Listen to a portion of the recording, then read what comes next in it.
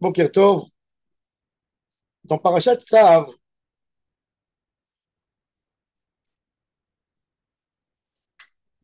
la Torah nous parle de Korban Ola. Zot Torah Ta'ola, voici les lois de la Ola. Hi Ola, Al Mokeda, Al Misbeach, Kol Alayla, Ad Aboker. Elle reste la Ola brûlée toute la nuit. Ekter Halavim Ve'evarim Mitzvatan, Al Chi Ya'ale Amud HaShachar. On a mené. V'chol HaNe'echalim Liyom Echad, Mitzvatan Al Chi Ya'ale Amud HaShachar. Lama Amru Chachamim Ad Chatzot, כדי להרחיק את האדם מן העבירה. מן התורה, tous les korbanot, la Ola, qu'on a amené, elle doit brûler toute la nuit. À l'époque, quand on amenait des corbanotes, des sacrifices, surtout quand le Ham Israël amenait beaucoup de corbanotes, imaginez-vous qu'il y a la queue, il y a 1000 personnes qui doivent amener korban ola. Ils ont donné des holotes, des offrandes pour Hachem. Korban ola, un homme, il veut donner une faveur. On a vu dans Parashat Vaïkra, un homme peut amener une ola, peut amener une khatat, peut amener des shlamim. Un homme a décidé d'amener une ola au Beth Amikdash, et il y a la queue, il y a 1000 personnes qui veulent. Maintenant, pour brûler les holotes, il faut les brûler, rendre la vache en cendre, ça prend du temps. Il faut des braises. Enfin, pour brûler 100 kilos de chair, de viande, d'ossement, pour les rendre cendres, il faut 70 kilos de braise, par exemple. De la même manière que chez Mishmor, ils incinèrent un corps, ils ont besoin de temps de... Pour rendre cendre, il faut. Maintenant, ça prend du temps pour la brûler, pour qu'elle devienne une cendre. Alors, ils brûlaient une partie, ils ne brûlaient pas tout. La hola, elle doit brûler toute la nuit pour qu'elle devienne une cendre. Pourquoi la mitzvah de hola, pourquoi la hola, elle a besoin de brûler complètement? On ne brûlerait pas un peu. Et après, on l'amène au Beth Amikdash. Il y avait après une autre maison qui était dans le Harabait, en dehors du Beth Amikdash. Ça s'appelait Beth Amikdash. Là-bas, on jetait dans le feu et ça continuait. Et on les laissait là-bas pour que ça brûle. On les laissait pas sur le Misbéach. Tu peux pas. Il y a d'autres corbanotes. Comment on va faire? La Gemara, elle nous dit que la Ola, elle est mechaper et alirou alev. Il y avait des corbanotes. Chaque corban, il est approprié à quelque chose du Ham Israël. Irou alev, c'est les pensées de Avera. On n'a pas fait une Avera dans l'action. On a fait une Avera dans la pensée.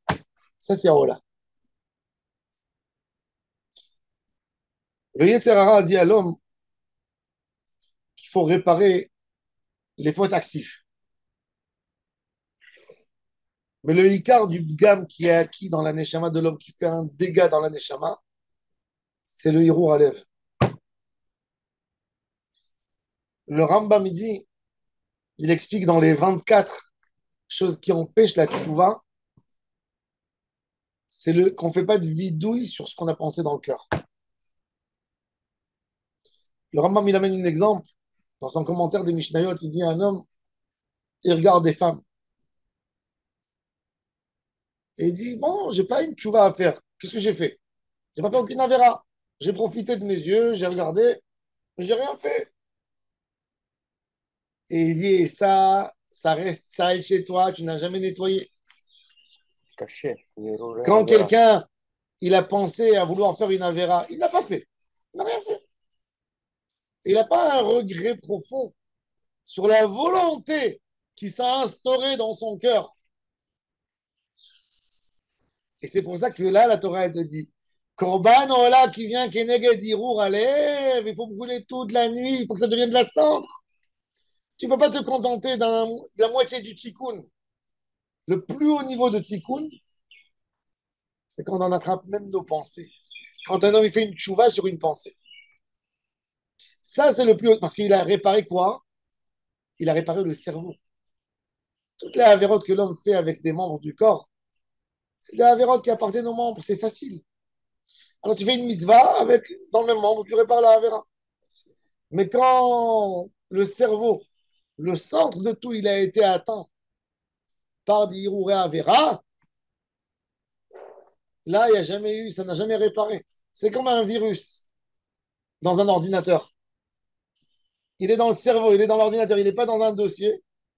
Quand il est dans un dossier, tu barres. Hop, tu, tu enlèves le disque, l'ordinateur, il t'a alerté, il t'a dit attention, n'utilise pas, n'ouvre pas ce dossier, il est suspect. Ok, tu restes, il reste là, c'est fini. Si tu l'as ouvert et il a réussi à atteindre le cerveau de l'ordinateur, le centre, le disque dur, le procès, là, toutes les actions elles sont tordues. Parce que quand on a une mauvaise pensée dans notre conscience, toute notre avodat Hashem est éteinte. Les mitzvot, c'est plus les mêmes. C'est plus avec le même feu.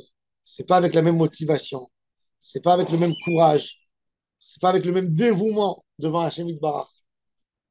Et c'est pour ça que pour pardonner une machashava, il faut de la rola. Rola entièrement brûler tout pour Hashem. Tu ne peux pas te permettre à faire des pcharotes avec ça, à faire des choses à moitié. Tu es obligé pour dégager de la Havera, pour t'éloigner complètement et te nettoyer à 100%, eh ben, tu es obligé de te mettre pour Hashem Itbarach à 100%. La partie la plus précieuse dans notre corps, c'est la marshava. Comme il dit le Ramchal, Zach Achar Paolo. Quand c'est plus zar, quand notre cœur il est propre, toutes les actions elles sont pures, elles sont propres. Et quand le cœur il n'est pas propre, combien de fois l'homme il se perd par les pensées, par des pensées. Le vrai tikkun de la neshama, d'après les livres de Kabbalah, on a le nefesh ruach neshama. La neshama, notre neshama, c'est quoi? C'est l'âme. Mais on a plus haut que ça. On a la haya et on a la yachida. On a neran chay. Nefesh ruach neshama, haya yachida. Erev Shabbat, on fait 5 tvilot pour être métayer la brinat nefesh, brinat ruach neshama. Alors le nefesh, il est simple. Même l'animal, il a un nefesh.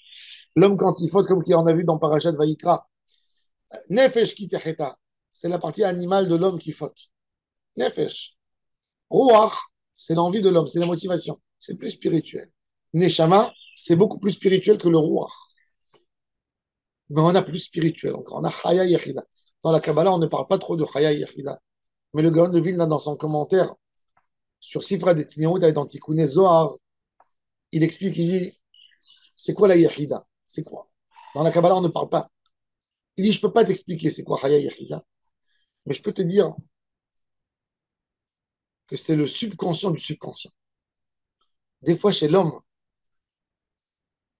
il y a des choses que lui, qu'il a vues, son cœur ne sait pas ce qu'il a vu. Mais le profond, plus profond que le cœur, il sait. Ça, c'est le subconscient. Quand on va voir quelqu'un qui fait quelque chose, on sait qu'il y a eu des précédents. Il y a des choses qui ont marqué cette âme dans la vie. Il a vu telle et telle chose. Vous savez qu'aux États-Unis, ils ont voulu comprendre à quel point notre âme, elle marque tout. À l'époque, il y avait des films. Pour faire un film, c'était des films qui étaient sur des serrettes, comment on dit, des rouleaux. Et c'était plein de photos, des petites photos comme un film. C'était d'appareil photo. Et pour donner une image d'une seconde, j'avais 25 photos où il y avait la position qui bougeait comme ça. Et là, tu vois un mouvement. La seconde après, tu continues à voir le mouvement. Et c'est comme ça qu'il y avait le mouvement. C'était le film, il tournait comme ça. C'était des gros trucs. Alors, pour faire une seconde, il y avait à peu près 60 photos qui tournaient pour donner le mouvement. Qu'est-ce qu'ils ont fait aux États-Unis pour faire dans le cadre de recherche pour comprendre à quel point l'œil elle arrive à voir des choses qu'on n'arrive même pas à définir. Ils ont pris sur 25 photos, ils ont pris une photo, Un photogramme. Ils ont mis dedans une publicité de machine à laver. Et S'appelle. ils ont écrit que c'est la machine à laver la plus forte qui a telle et telle chose par rapport aux autres machines. Il est interdit. Maintenant, quand tu fais ça dans la machine, imagine-toi que tu vas avoir 70 petites images en une seconde. C'est-à-dire que tu as vu 2 fois cette publicité, tu ne l'as même pas vue en réalité. Et bien, quand les gens ils sont sortis du film, ils leur ont posé la question sur 3 machines. À votre avis, quelle machine elle contient cet élément qu'il n'y a pas dans les autres machines? Et ils ont tous dit, cette machine est là. C'est-à-dire que quoi? Qu'il y a quelque chose que la Neshama elle a capté, c'est rentré dans les chambres de la Neshama, mais dans le cœur, je n'arrive même pas à penser là-dessus. Ça, c'est la force du subconscient. Le Gaon de Vina, il dit que Yechida, C'est le subconscient du subconscient. Vous savez qu'est-ce que ça veut dire le subconscient du subconscient? Ça s'appelle C'est une publicité profondeur, subliminale. c'est une profondeur de Neshama. La force d'un gamme dans la marshava, d'un quelque chose qui est abîmé dans la pensée, on ne peut même pas se rendre compte. Aujourd'hui, dans notre génération à nous, l'essentiel des bgamim, c'est les bgamim de la neshama et de la pensée. Et c'est pour ça que vous allez voir beaucoup de gens qui ne comprennent même pas le besoin de vouloir faire teshuva parce qu'ils pensent qu'ils sont corrects. À l'époque, pour les gens, c'est quoi un rachat? Quand j'étais enfant, il y avait la Haggadah de Pessah, avec les enfants, avec les images, des images. Alors, tu avais Chacham, tu avais un monsieur qui était penché comme ça sur le livre de Torah et qui était en train d'étudier, studieux, un petit enfant mignon. Et tu avais Racha, c'était quoi? C'était un chasseur avec une épée, avec une tête qui fait peur. Ça, c'est Racha. Mais le Racha, il se trouve au bureau, il se trouve partout. Quelqu'un qui a des mauvaises pensées dans la tête, c'est un Racha. Et c'est pour ça que la Ola qui est capara sur Hirour Alev, il faut tout brûler sur le Misbéach. Il faut brûler tout devant Hachem Itbarach, passer morceau par morceau et dire il est Kadosh, non, il n'est pas Kadosh, je brûle. Il est Kadosh, il n'est pas Kadosh, je brûle. Il est Kadosh, ça doit être Lifnei Hachem, ça ne doit pas se brûler dans le Beth Hamoked. Ça doit se brûler devant Hachem Itbarach. Le Icar du travail de la Avodat Hachem, c'est la Pnimiout, c'est le cœur, c'est le cerveau, c'est penser des pensées Kadosh toute la journée.